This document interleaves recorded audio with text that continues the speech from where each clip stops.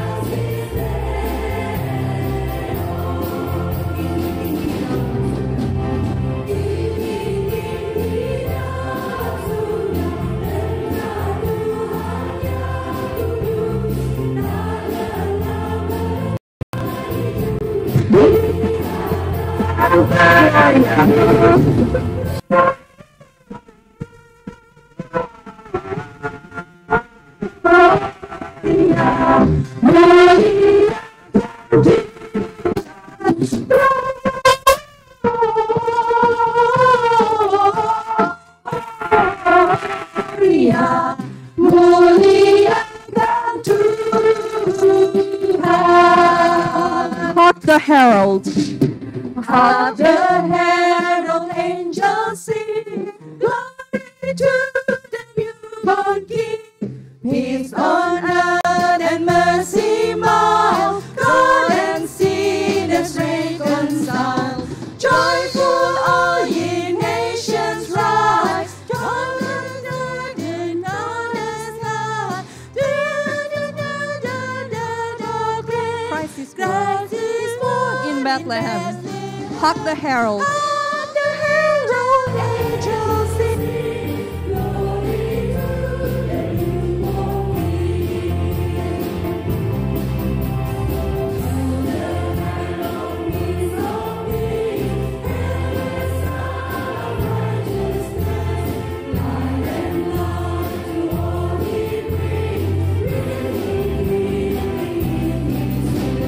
Mighty raise his glory bright,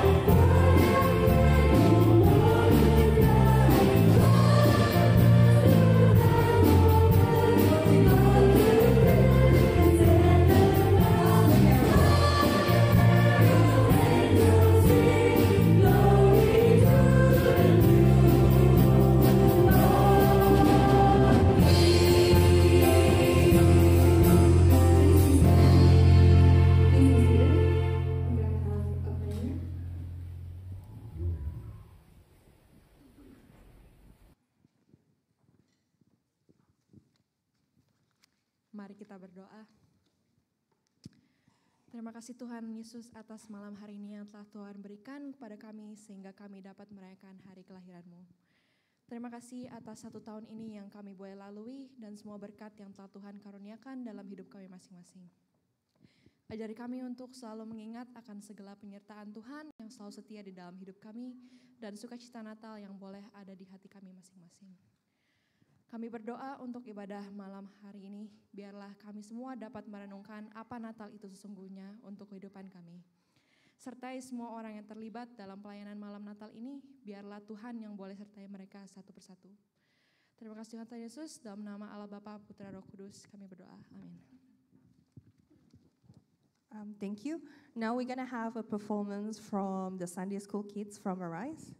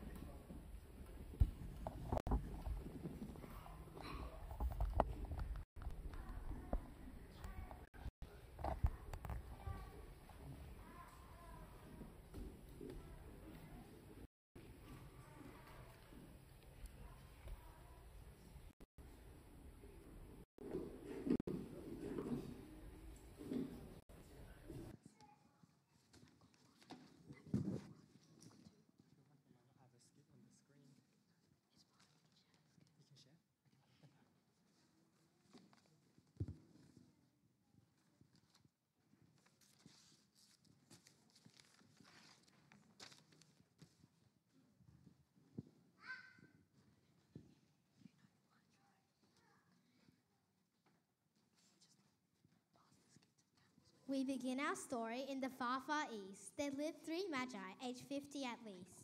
They had lived a happy and successful life, but working from home created crisis mid-life.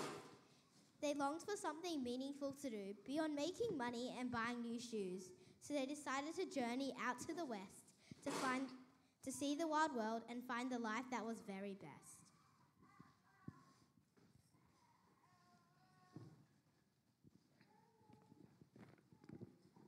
This road is so bumpy. These camels are lumpy. This is such a silly idea. I'd rather get lost in IKEA.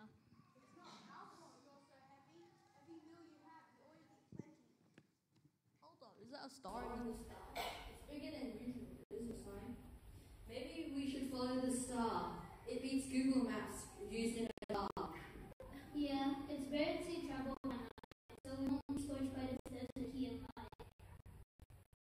Across the desert, the magi followed the star. The journey took them to a land afar.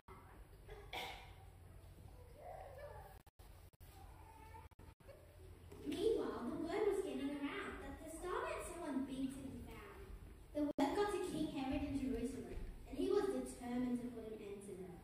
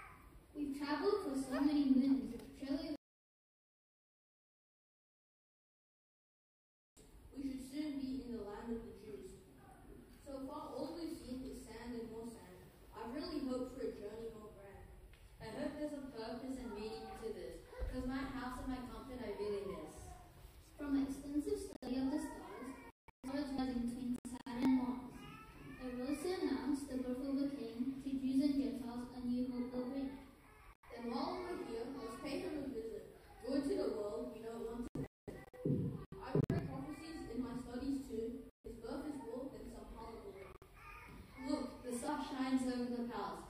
Maybe they'll have bubble tea with more ice. And for us poor camels, a lovely tree. My farm has no signal. I am The three magi dropped by to meet Herod and share the news of a king's long promise. But when they arrived, King Herod was caught off guard as he welcomed the magi in his courtyard.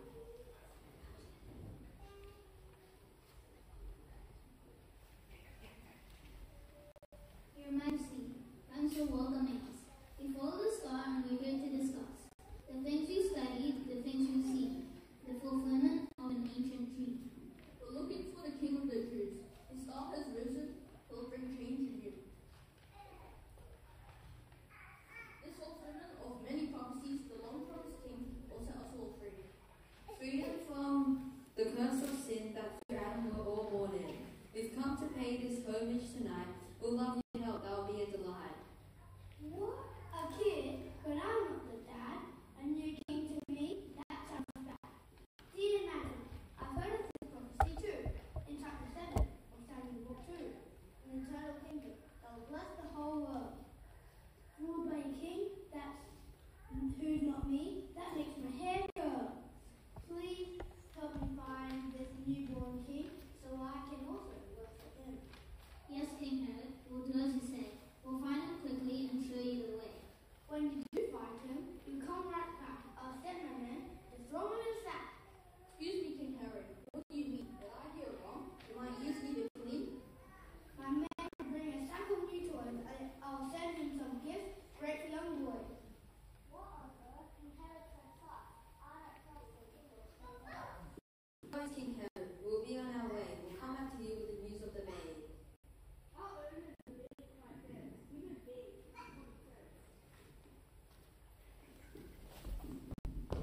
The magi kept on chasing the star. The final miles didn't feel so hard. Filled with hope of seeing the promised king, weariness was no longer a thing. The star led them straight to Bethlehem, the king they were seeking. They found him.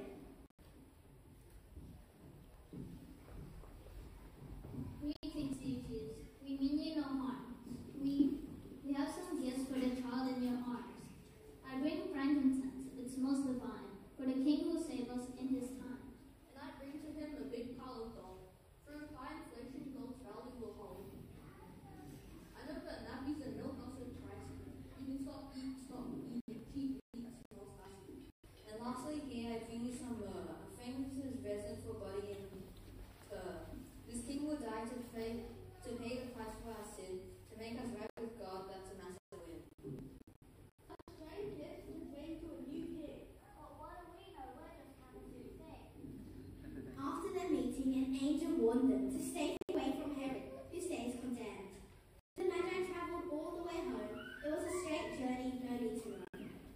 We hope that you found hope in this story, and this Christmas you'll give God all the glory.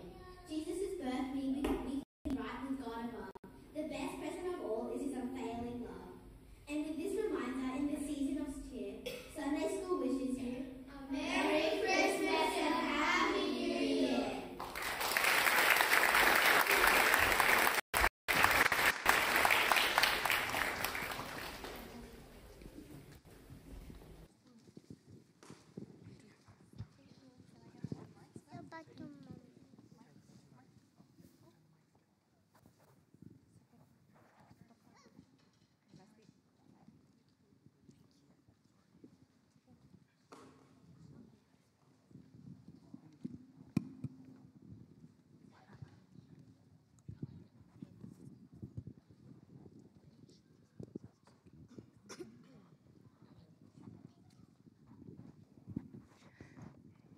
Ya, kita baru saja mendengarkan the stories of the three magi. Now I'm going to read from Luke 2:8-15 about the shepherds. And there were shepherds living out in the fields nearby, keeping watch over their flocks at night. An angel of the Lord appeared to them, and the glory of the Lord shone around them, and they were terrified. But the angel said to them, "Do not be afraid. I bring you good news that will cause great joy for all the people. Today, in the town of David, a Savior has been born to you. He is the Messiah, the Lord. This will be a sign to you. You will find a baby wrapped in clothes and lying in a manger." And suddenly a great company of heavenly hosts appeared with the angel, praising God and saying, "Glory to God in the highest heaven, and on earth peace to those on whom His favor rests." When the angels have left them and gone to heaven, the shepherds said to one another, "Let us go to Bethlehem and see this thing that has happened, which the Lord has told us about." So I will invite you to stand up. Mari kita menyanyikan sembah dan puji Dia. Let us come and adore Him.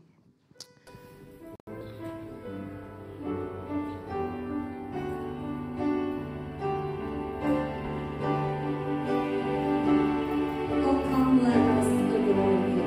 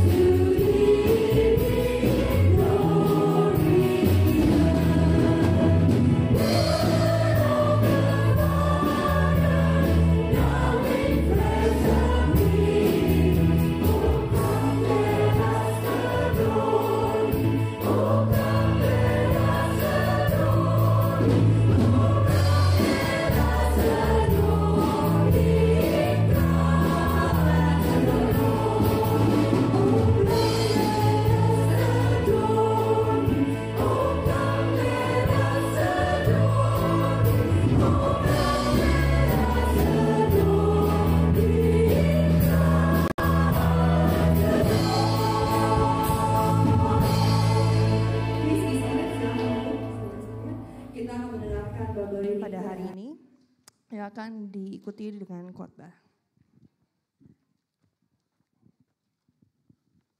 Pembacaan Alkitab pada hari ini terambil dari Yohanes 1 ayat 14. Firman itu telah menjadi manusia dan diam di antara kita, dan kita telah melihat kemuliaannya, yaitu kemuliaan yang diberikan kepadanya sebagai anak tunggal Bapa, penuh kasih karunia dan kebenaran. Kemudian dari Matius 13 ayat 1-9.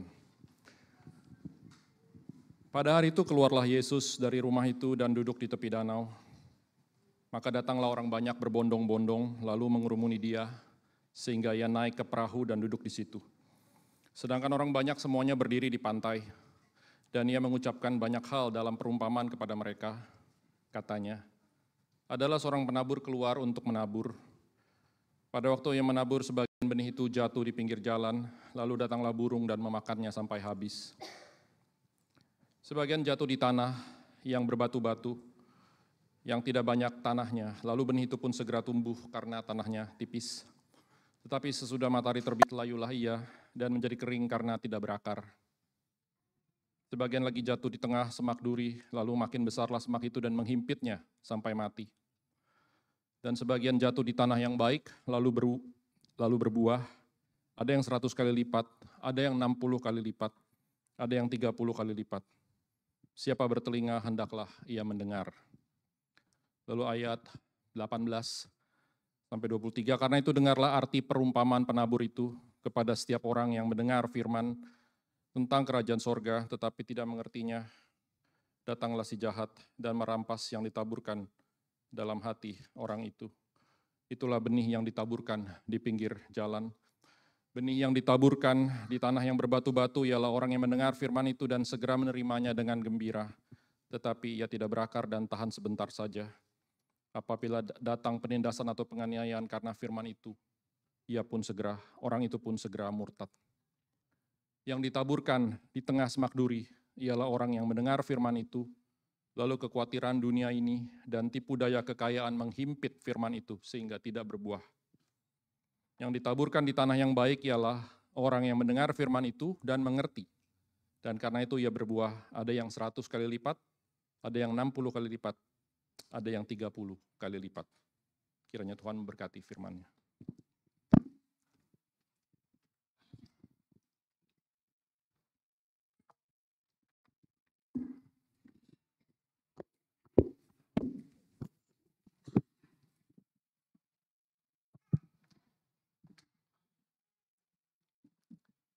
Mari kita berdoa.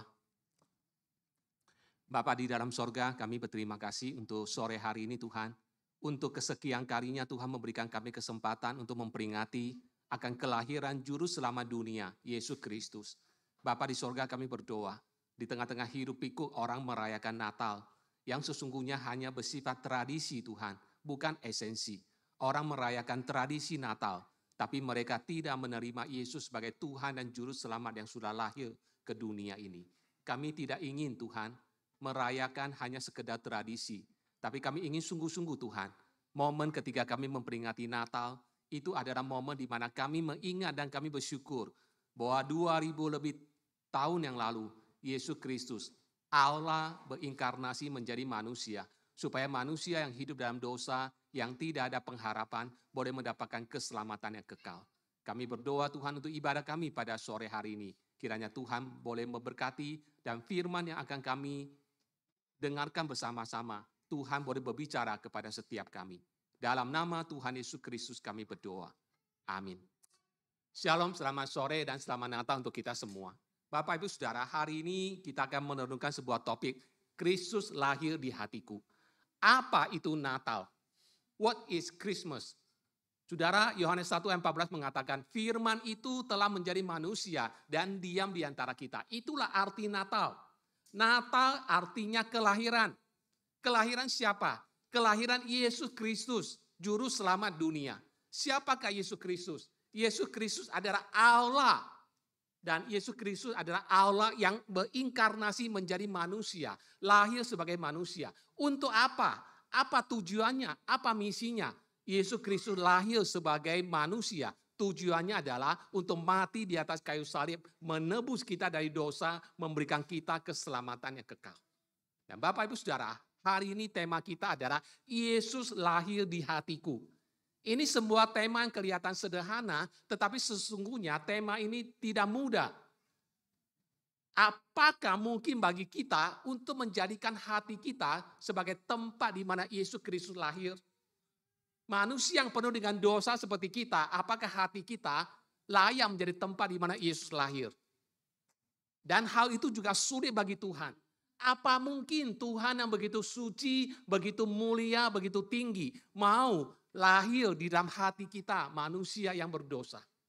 Bapak Ibu yang dikasihi oleh Tuhan, ketika Salomo selesai membangun bait suci yang sangat megah, pada hari pentabisan bait suci, di dalam doa Salomo, dia menyadari sebuah kebenaran yang luar biasa. Dan di dalam doanya ia berkata demikian. Di dalam 1 Raja-Raja 8 ayat 27. Tetapi benarkah Allah hendak diam di atas bumi? Sesungguhnya langit, bahkan langit yang mengatasi segala langit pun tidak dapat memuat engkau. Terlebih lagi rumah yang kudirikan ini. Pertanyaan dan pergumulan Salomo ini terjawab ketika kita membaca Yohanes pasal 1 ayat 14 tadi. Firman itu telah menjadi manusia dan diam di antara kita. Yesus, Allah, telah menjadi manusia dan diam di antara kita. Pergumulan Salomo, pertanyaan Salomo dijawab di dalam Alkitab dengan kelahiran Yesus Kristus ke tengah-tengah dunia ini. Firman itu telah menjadi manusia dan diam di antara kita. Kata diam dalam bahasa Yunani adalah tabernakel. Apa itu tabernakel? Tabernakel adalah rumah Tuhan. Tabernakel itu adalah kemah suci, tempat kediaman Tuhan. Ketika bangsa Israel keluar dari Mesir dan masuk ke padang gurun, maka setiap kali mereka beribadah kepada Tuhan, mereka beribadah di sebuah kemah suci. Di situ orang Israel beribadah kepada Tuhan dan Tuhan hadir. Ketika bangsa Israel menjadi negara Israel, maka ketika Salomo selesai membangun bait suci yang sangat megah, di situ dikatakan Tuhan tinggal di bait suci. Ketika Yesus Kristus lahir ke dunia ini, maka kehadiran Tuhan ada dalam diri Yesus Kristus. Tetapi ketika Yesus selesai tugasnya, naik ke sorga, maka di manakah atau di tempat manakah Allah berada? Allah tinggal. Jawabannya adalah di dalam 1 Korintus pasal 3 ayat ke-16. 1 Korintus pasal ke-6 ayat ke-19. Alkitab berkata, tidak tahukah kamu bahwa tubuhmu adalah bait Allah, di mana roh Allah diam di dalam kamu. Jadi Bapak Ibu Saudara, bagi setiap orang yang percaya kepada Kristus dan mau menerima Yesus Kristus sebagai Tuhan dan Juru Selamanya, Yesus lahir di hati kita. Yesus ada di dalam hati setiap kita. Ini sebuah kebenaran yang dinyatakan dengan sangat jelas dalam Alkitab. Pertanyaannya adalah bagaimana mungkin itu terjadi? Bagaimana mungkin Allah yang begitu suci, begitu tinggi, begitu kudus, bisa tinggal lahir dalam hati kita? Bagaimana mungkin itu terjadi? Alkitab memberikan jawabannya di dalam Filipi pasal kedua ayat ke-6 hingga ke-7 demikian. Kristus yang walaupun dalam rupa Allah tidak menganggap kesetaraan dengan Allah itu sebagai milik yang harus dipertahankan, melainkan telah mengosongkan dirinya sendiri dan mengambil rupa seorang hamba dan menjadi sama dengan manusia. Kebenaran itu mungkin. Yesus lahir di hati kita mungkin. Kenapa? Karena Yesus telah turun menjadi manusia. Firman itu telah datang menjadi manusia dan diam di antara kita. Bapak Ibu Saudaraku yang dikasihi Tuhan, Allah telah melakukan sebuah pengorbanan yang sangat besar. Untuk apa? Untuk mengakomodir kita. Allah yang tidak terbatas, itu menjadi terbatas. Allah yang maha kuasa menjadi manusia yang terbatas. Itu artinya Allah melakukan pengorbanan. Allah mengakomodir kita dengan lahir menjadi manusia seperti kita, supaya dia bisa menebus kita dari dosa dan dari kebinasaan. Itu dikerjakan oleh Tuhan Yesus ketika ia berinkarnasi menjadi manusia. Yesus mau lahir di dalam hati kita. Yesus mau tinggal di dalam hati setiap kita. Bapak Ibu Saudara, di dalam Matius pasal ke-13 yang tadi dibacakan, Tuhan Yesus menceritakan sebuah perumpamaan tentang seorang penabur yang menaburkan benihnya, saudara. Dan tanah di mana sang penabur menaburkan benih, itu adalah gambaran tentang kondisi hati kita. Tuhan Yesus menggambarkan ada 4 macam tanah. Dan 4 macam tanah itu adalah gambaran tentang 4 macam kondisi hati manusia. Itu ada gambaran tentang hati kita. Mari kita melihat yang pertama, yaitu gambaran tentang tanah di pinggir jalan atau hati yang masa bodoh. Tanah di pinggir jalan itu adalah gambaran tentang hati kita yang masa bodoh. Ini adalah orang Kristen yang masa bodoh, yang di dalam hatinya sebetulnya tidak ada ruang, tidak ada tempat buat Tuhan. Ia tidak pernah menggumuli hubungannya dengan Tuhan. Ia menganggap agama itu sesuatu yang omong kosong.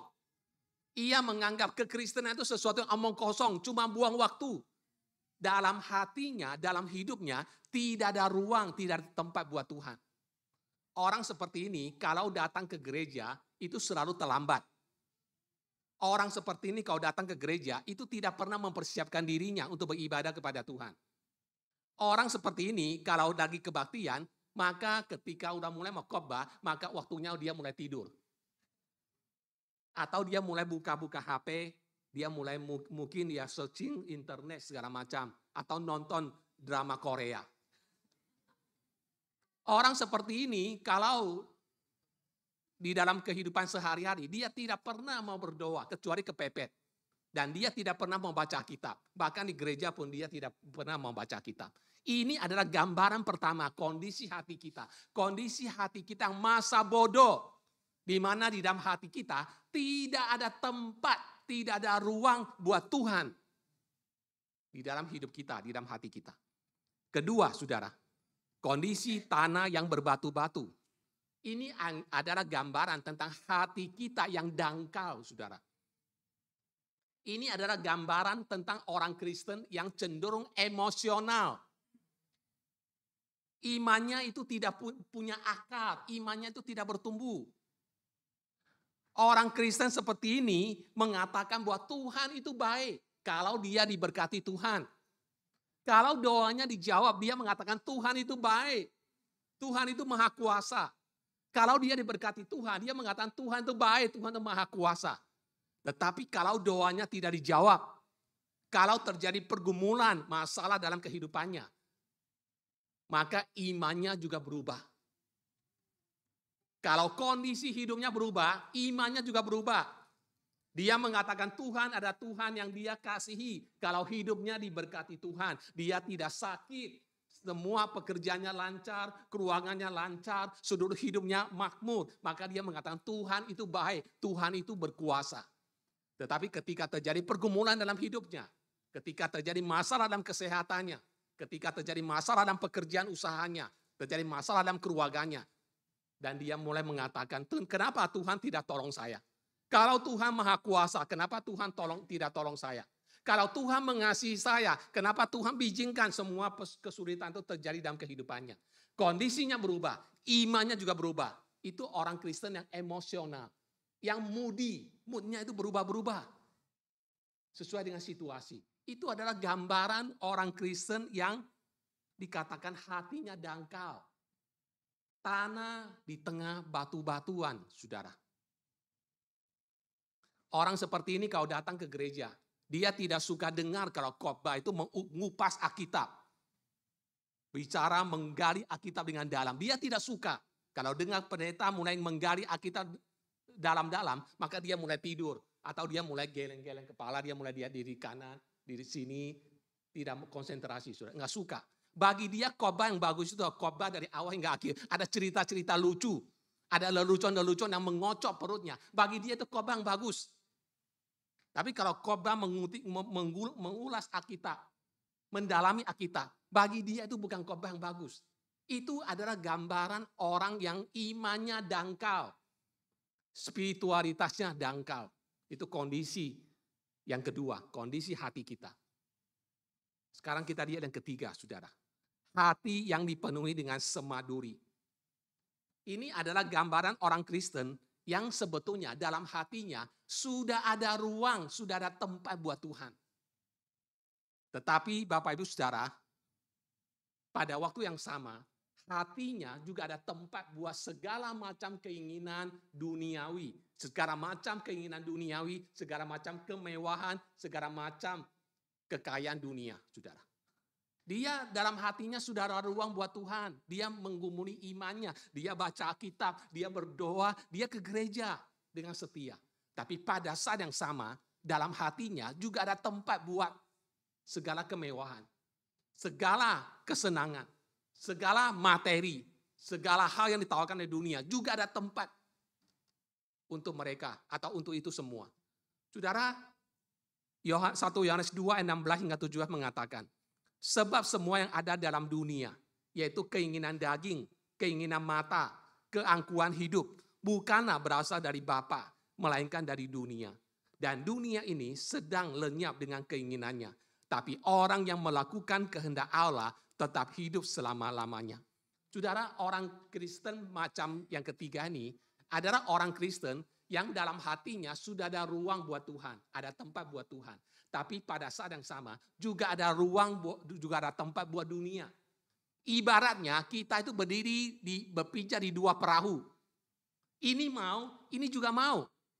Kita mau dua-duanya. Kita mau hal yang terbaik dari dua dunia. Tuhan kita mau, dunia juga mau. Itu adalah gambaran orang Kristen yang macam ketiga ini, saudara. Orang Kristen seperti ini selalu berkata bahwa Tuhan yang menjadi prioritas dalam hatinya, dalam hidupnya. Padahal sesungguhnya Tuhan hanya menjadi bagian dari kehidupannya. Tuhan bukan prioritas hidupnya. Tuhan tidak menguasai hidupnya. Tuhan tidak menguasai hatinya. Tuhan hanya menempati sebuah tempat kecil dalam sudut, corner di dalam hatinya. Tuhan tidak memenuhi hidupnya. Tuhan tidak memenuhi hatinya. Orang ini mengatakan dia cinta Tuhan. Dalam hatinya dia selalu bergumul, apakah saya sungguh-sungguh mengasihi Tuhan? Apakah sungguh-sungguh Tuhan menjadi prioritas dalam hidupku? Dia bergumul. Tetapi pada saat yang sama, dia tidak bisa lepas dari godaan dunia. Dia tidak bisa lepas dari godaan-godaan yang ada di sekitarnya. Dalam hatinya ada tempat buat Tuhan. Tapi dalam hatinya juga ada tempat buat dunia ini. Ini adalah gambaran yang ketiga tentang kondisi hati kita. Sekarang kita melihat yang terakhir. Yaitu kondisi hati kita yang dikatakan sebagai tanah yang baik. Ini adalah kondisi tanah yang ideal untuk menjadi tempat Yesus Kristus lahir. Yaitu ini adalah gambaran kondisi hati di mana firman Tuhan itu bertumbuh dan berbuah di dalam kehidupan kita. Ini adalah kondisi yang ideal di mana rencana Tuhan tergenapi, terlaksana dalam kehidupan kita. Ini adalah kondisi hati orang yang betul-betul mencintai Tuhan dan memprioritaskan Tuhan di dalam hidupnya, di dalam hatinya. Bapak Ibu Saudara, pertanyaannya sekarang adalah bagaimana kondisi kita hari ini? Apakah hati kita seperti kondisi yang pertama, Saudara? Hati yang masa bodoh, yang tidak ada tempat buat Tuhan. Ataukah kondisi hati kita seperti yang kedua? Yaitu tanah yang dangkal, yang tidak bertumbuh, yang tidak berbuah. Yang emosional. Ataukah kondisi kita adalah kondisi tanah yang ketiga. Yaitu satu sisi kita memang mencintai Tuhan, mengasihi Tuhan, selalu mau hidup menyenangkan Tuhan. Tapi pada saat yang sama, kita tidak bisa lepas dari jebakan dunia. Kita tidak bisa melepaskan diri kita dari ketamakan, dari kekayaan, dari kesenangan yang ditawarkan oleh dunia. Tuhan mau, tapi dunia juga mau. Ataukah kondisi hati kita itu seperti tanah yang subur, tanah yang ideal, di mana firman Tuhan, di mana kehendak Tuhan tergenapi, terlaksana dalam kehidupan setiap kita. Bapak Ibu Saudara, sekali lagi pada Natal ini, Tuhan Yesus menawarkan kasih karunia-Nya untuk kita. Yesaya, Nabi Yesaya 730 tahun sebelum Yesus lahir, pernah menubuatkan tentang Yesus yang akan datang dan Yesus akan melayani. Dengan sikap hati apa Tuhan Yesus akan melayani? Yesaya berkata, Tuhan Yesus akan melayani dengan sebuah sikap hati. Yaitu bulu yang patah terkulai tidak akan dipatahkannya. Sumbu yang sudah pudar nyalanya tidak akan dipadamkannya. Itu gambaran tentang Tuhan Yesus yang menyatakan kasih karunia, simpati dan empati atas pergumulan kita sebagai manusia. Daud, Raja Daud, ketika ia berbuat dosa, ia berzina dengan Bathsheba dan ia membunuh suami dari Bathsheba yaitu Uria. Ketika dia ditegur oleh seorang nabi yang Tuhan utus, Nabi Nathan, maka dia menyesali dosa dan kesalahannya. Dengan hati yang hancur, dia berdoa dan di dalam doanya Mazmur 51 ayat 19 ada satu kalimat berkata demikian. Korban sembelihan kepada Allah ialah jiwa yang hancur.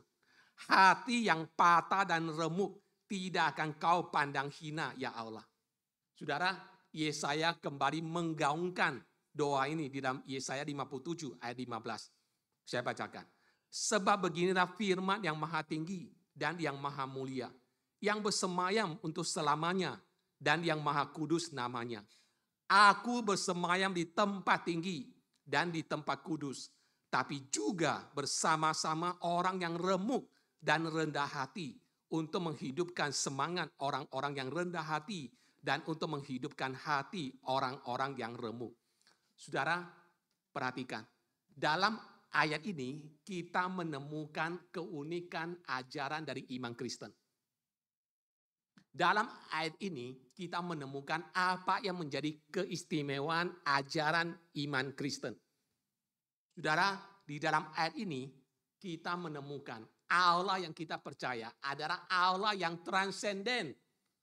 Trans itu artinya jauh, yang jauh di sana, yang mulia, yang tak terhampiri. Itu Tuhan transenden.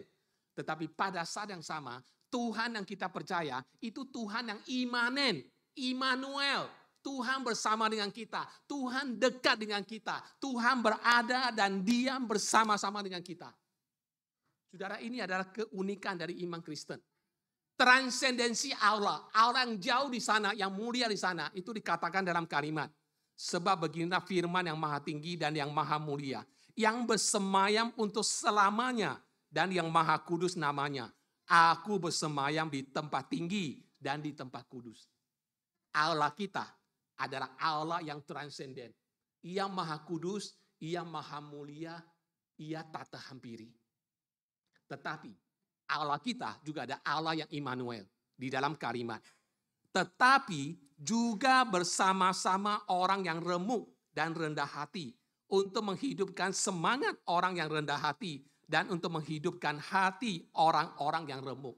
Ini Allah kita, Allah yang Immanuel, yang bersama dengan kita dalam pergumulan kita. Ketika kita meneteskan air mata, Tuhan ngerti pergumulan kita.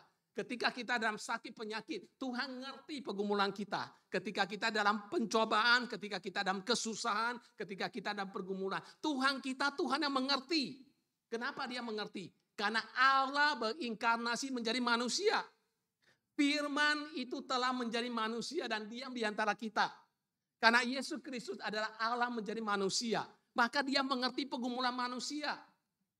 Alkitab mengatakan dalam segala hal ia dicobai sama seperti kita. Kecuali dalam satu hal, ia tidak berdosa. Tapi dalam segala hal, Yesus sama dengan kita. Karena ia pernah mengalami pergumulan sebagai manusia. Bapak Ibu Saudara, ini keunikan iman Kristen. Iman Kristen mengajarkan Allah yang kita percaya adalah Allah yang transenden. Yang jauh di sana, yang maha kudus dan mulia, yang tak terhampiri. Tapi pada saat yang sama, Allah yang kita percaya adalah Allah yang imanen, yang bersama dengan kita, yang bersimpati dengan kita, yang mengerti pergumulan kita. Karena ia pernah menjadi manusia bersama dengan kita. Semua agama di dunia mengajarkan tentang Tuhan, kalau bukan iman, kalau bukan transenden, berarti imanen. Kalau bukan imanen, berarti transenden.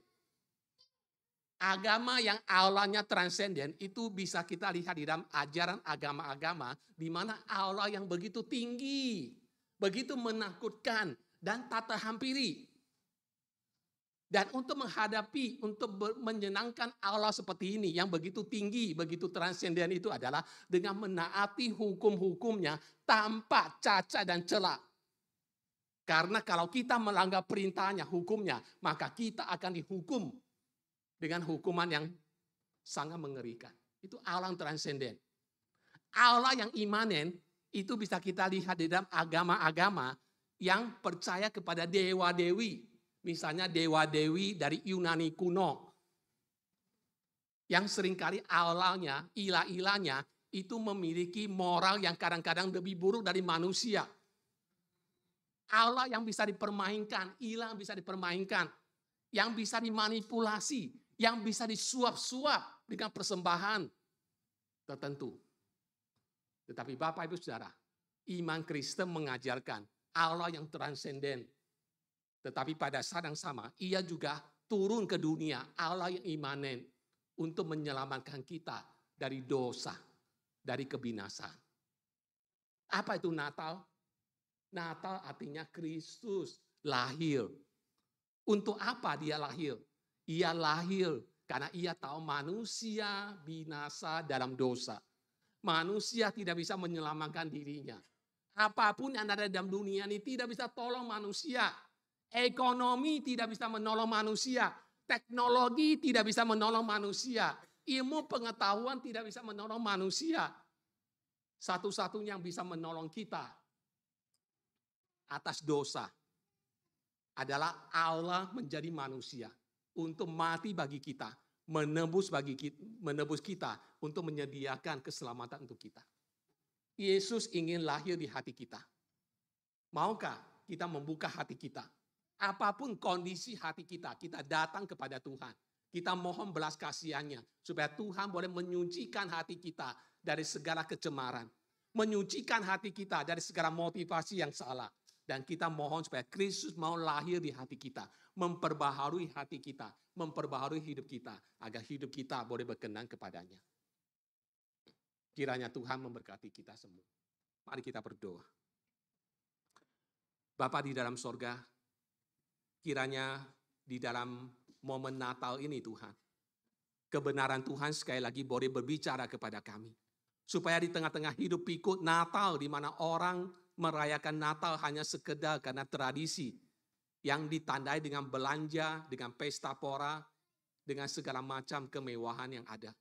Ajar kami untuk menyadari bahwa Natal adalah kelahiran Yesus Kristus, Juru Selamat dunia, untuk menebus kami, untuk menyelamatkan kami, untuk memberikan kami keselamatan yang kekal. Tuhan tolong, jikalau sampai saat ini kami belum yakin dan kami belum pernah terima Yesus sebagai Tuhan dan Juru Selamat yang lahir, yang mau tinggal di dalam hati kami. Biarlah Tuhan tolong supaya kesempatan sore hari ini, kesempatan malam hari ini, ketika Roh Kudus bekerja, berbicara dalam hati kami, Tuhan tolong supaya kami boleh membuka hati kami. Kami mau terima Yesus Kristus yang sudah lahir itu menjadi Juru Selamat yang mau tinggal, yang mau lahir dalam hati setiap kami. Tolong kami ya Tuhan. Dengarkan doa kami. Dalam nama Tuhan Yesus Kristus kami berdoa. Amin.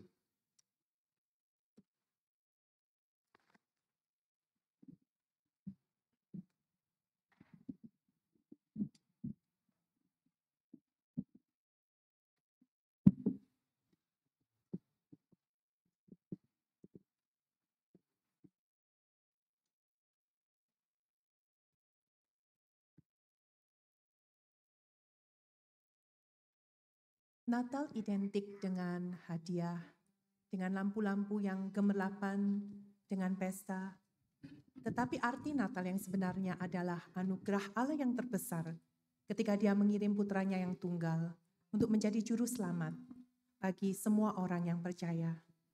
Ketika sahabat kita, keluarga kita, orang-orang yang kita kasihi ulang tahun, kita pasti menyediakan kado hadiah yang terbaik untuk menyenangkan hati mereka.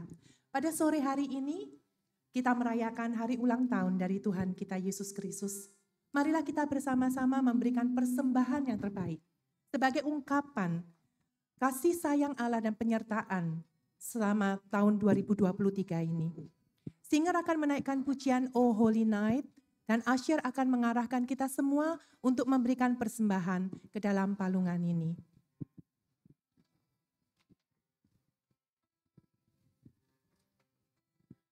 Holy night, the stars are brightly shining. It is the night of our dear Savior's birth.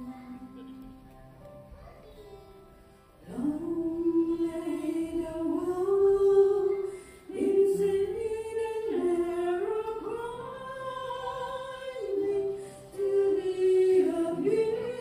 And the soul fell its war.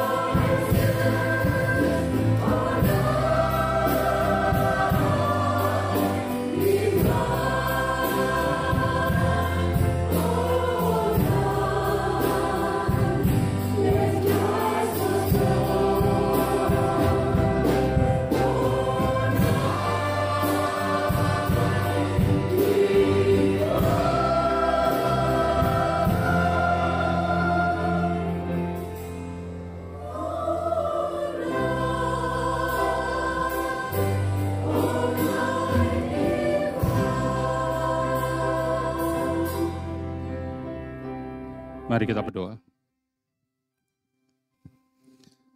Bapa kami yang berada di surga, puji dan syukur Bapak, terima kasih. Kalau pada saat ini kami anak-anak-Mu boleh datang Bapak, membawa satu persembahan kami Bapak. Dan kami boleh memberikan Bapak, dan Engkau boleh begitu mengasihi kami Bapak. Dan kami boleh diingatkan terus bagaimana pemeliharaanmu di dalam kehidupan kami masing-masing anak-Mu Bapak. Terima kasih Bapak untuk kesempatan ini. Dan biarlah Bapak, Kau mau pimpin untuk setiap anak-anak-Mu yang mengolah persembahan ini Bapak, biarlah kiranya boleh menjadi berkat bagi banyak orang Bapak. Bapak terima kasih juga Bapak kalau pada saat ini kami mau bersatu hati berdoa Bapak. Bagaimana kami boleh mengingat akan kelahiran-Mu, kelahiran Kristus, Juru Selamat dunia ini di seluruh pelosok dunia. Yang pada saat ini kami bersama-sama boleh mengikuti kebaktian Christmas Eve ini Bapak. Bagaimana kami boleh mengingat Bapak bahwa Engkau boleh hadir di dalam dunia ini. Dan kami sebagai anak manusia Bapak, Kau boleh selamatkan kami satu persatu Bapak. Kami yang tidak luput dari dosa Bapak, Engkau boleh selamatkan kami Bapak. Terima kasih Bapak. Dan kami pada saat ini juga mau berdoa Bapak, khususnya untuk negara-negara yang lain, dimanapun berada Bapak. Kalau pada saat ini juga peperangan banyak terjadi, dan Kau mengetahui Bapak, biarlah momen Natal ini sendiri, Engkau boleh mengetuk pintu setiap para pemimpin dunia Bapak, untuk boleh sama-sama mengingat Natal ini Bapak. Dan mereka boleh benar-benar bersepakat menempuh jalur-jalur damai Bapak.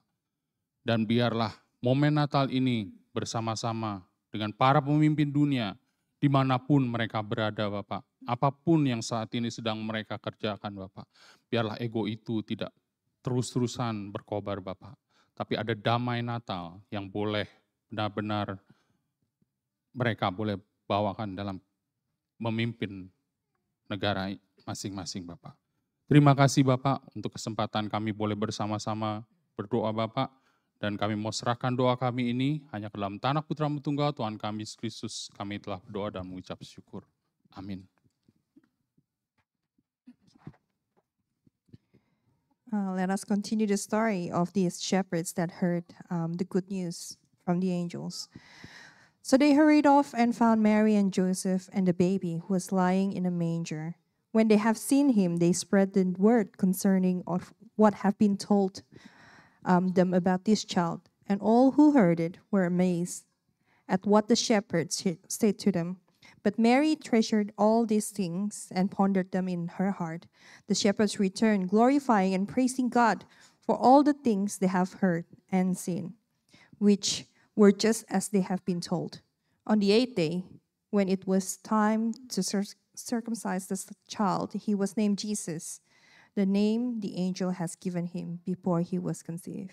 So like the shepherds telling everyone about what have been told to them about Jesus, let us go and tell the story about Jesus in our hearts to the people around us. Let's be upstanding and we're going to sing, Go, Tell It on the Mountain.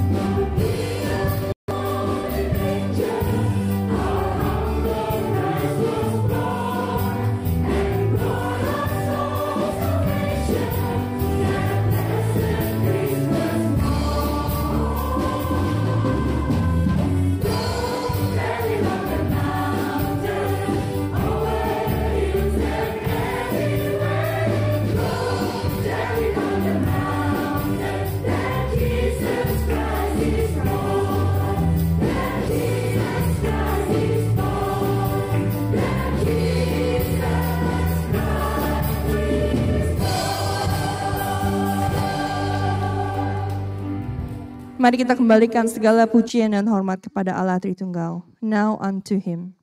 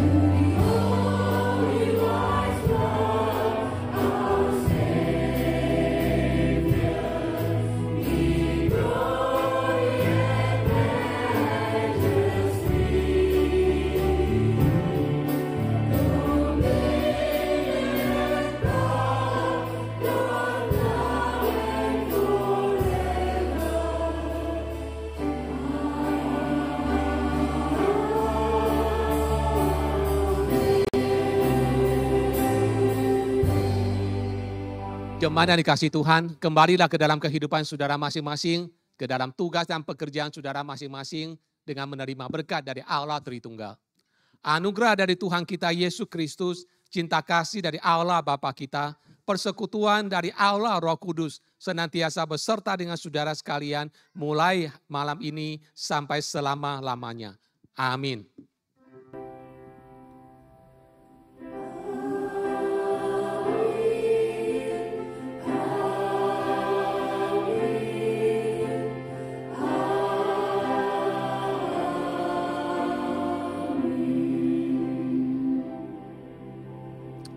Jemaat kami dipersilakan duduk. Please be seated. Gonna have